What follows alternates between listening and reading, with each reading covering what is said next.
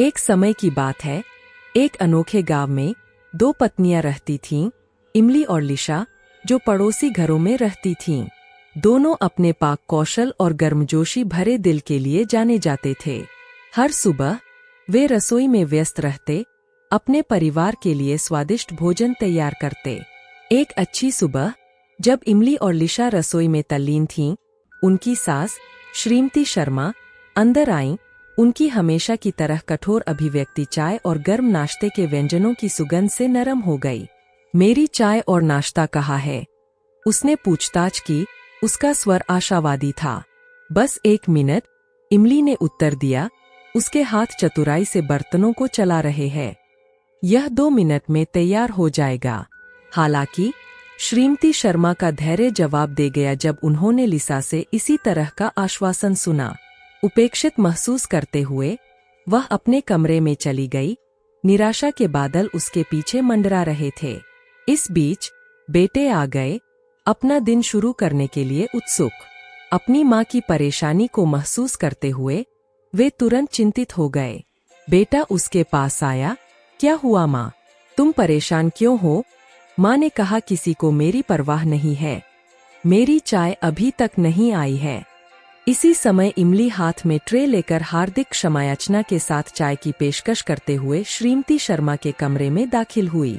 हालांकि श्रीमती शर्मा, जो अभी भी अपनी आहत भावनाओं को महसूस कर रही थीं, ने हाथ हिलाकर इमली को खारिज करते हुए इस इशारे को अस्वीकार कर दिया।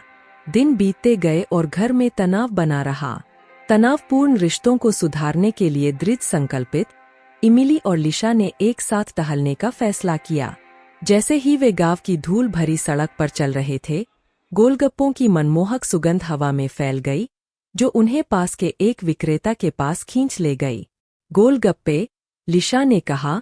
उसकी आंखें उत्साह से चमक उठीं। आइए, खुद को आनंदित करें। इमाइली ने उत्सुकता से सिर हिलाया। हाँ, क्यों नहीं? थोड़ी सी दावत से नुकसान नहीं होगा।